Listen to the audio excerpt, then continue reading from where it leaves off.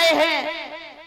जैसे ही चिट्ठी को पढ़ा और चिट्ठी पढ़ते ही भगवान ब्राह्मण के साथ रथ लेकर के आए।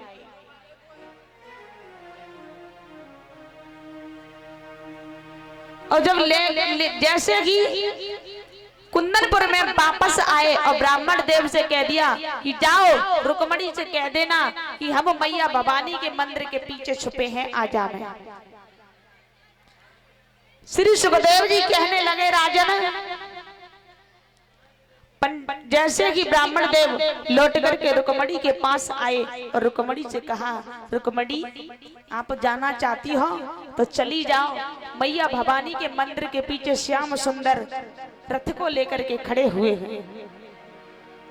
तो उसी समय रुक्मणी ने क्या किया, सखियों को साथ में लिया और महाराज आरती का थाल सजा करके पूजा के बहाने चली है। लेकिन ये जब जा रही है ना तो इसके अंदर से एक पुकार निकली और पुकार कह रही है कि पगली, जिस माँ ने तुझे जन्म दिया उसी माँ को तू धोखा दे करके जा रही है। तो भैया मैया के पास आई है रुक्मणी और गले में भैया डाल के जोर जोर से रोने लगी।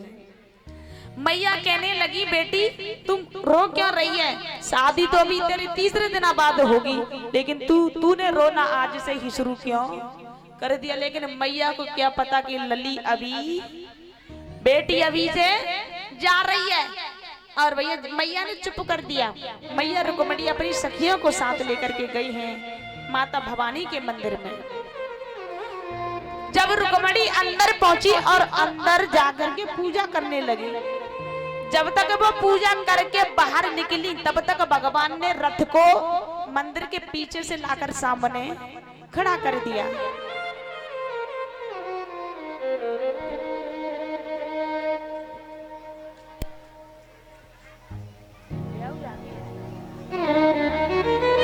जैसे कि खड़ा किया तो रुक्मणी मैया अपनी सखियों के साथ है।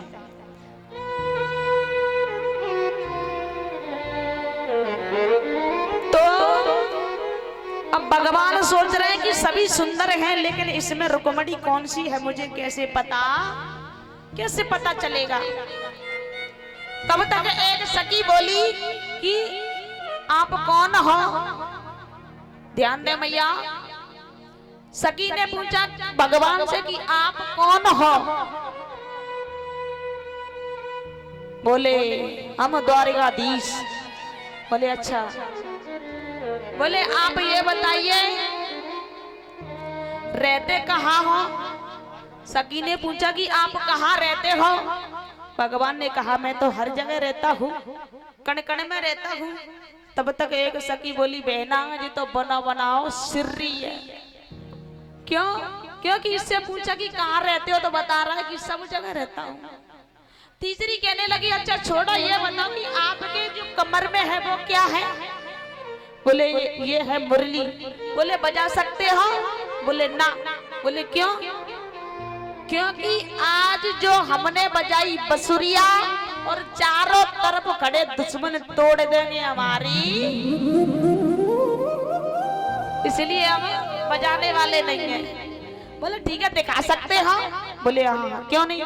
जैसे कि रुक्मणी ने हाथ मुरली के लिए किया है भगवान ने देने के लिए, लेकिन भैया जो होनहारा तो भगवान ने रुक्मणी को लिया और रथ में बिठा लिया और भगवान रुक्मणी को लेकर के वहां से चल दिए। श्री सुखदेव जी वर्णन करने लगे राजन, जब जैसे कि भगवान जाने लगे सभी जो सखियां थी रोती हुई चिल्लाती हुई आई हैं घर पे और रुक्मणी से कहने लगी भैया पता नहीं कोई सावलो सलोनो हतो और रुक्मणी को ले गया। जैसे ही कहा तो भैया रुक्मी सुनते ही उसके पीछे दौड़ पड़ा और रथ के पीछे जैसे ही दौड़ पड़ा और भगवान के पास पहुंचा। भगवान ने रुक्मी को परास्त कर दिया, हरा दिया।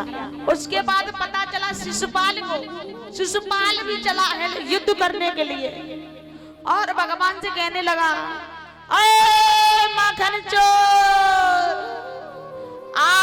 तो तूने माखन चुराया, चीर चुराया और रण छोड़कर भाग गया। आज मुझे पता चल गया कि तूने औरत चुराने का भी धंधा शुरू कर दिया। जैसे ही कहा तो भगवान ने शिशुपाल को भी हरा दिया है। बोलिए द्वारकाधीश भगवान की जय हो। रुक्मी को हरा दिया भगवान ने। रुक्मी मान गया है विवाह के लिए, रुक्मणी को लेकर के आया भैया। फिर से विवाह की तैयारियां की गई। श्री सुखदेव जी कहने लगे राजन विधि विधान के साथ विवाह होने लगा। बोलिए द्वारकाधीश भगवान की जय हो। रुक्मणी मैया की जय हो। पंडित जी विवाह करा।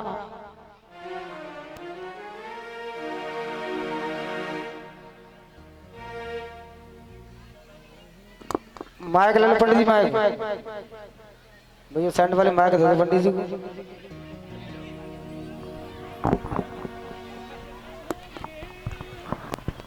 श्री राधे जय राधे। पहले रुक्मणी मैया डालेंगे। ओ मंगलम भगवान विष्णु मंगलम गणध्वज मंगलम पुंडरीकाक्ष मंगलाय तनो हरि। बोले रुक्मणी मैया की, बोले वृंदावन बिहारी लाल की। अब ताना जो डालेंगे।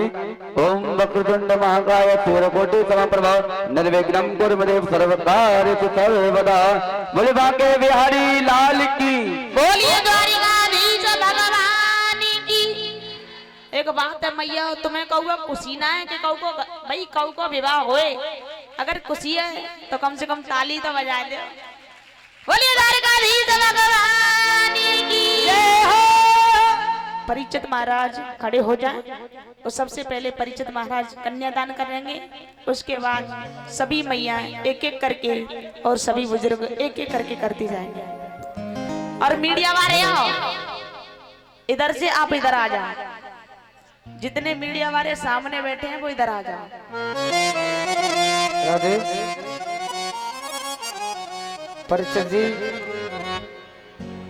और उसके बाद जो बच्ची बनी हुई है उनके मम्मी पापा, जो बच्ची रुक्मणी के मम्मी पापा अम्मा बाबा ताई ताऊ चाची चाचा बुआ फूफा मामा मामी सभी आ जाए। और कमेटी वालों से भी अनुरोध है कि जी हमारी कन्हैया जी की झांकी बारी बारी से नहीं आती है। आपका सभी से निवेदन है मेरा, अभी सभी आकर के और झांकियों का दर्शन करें।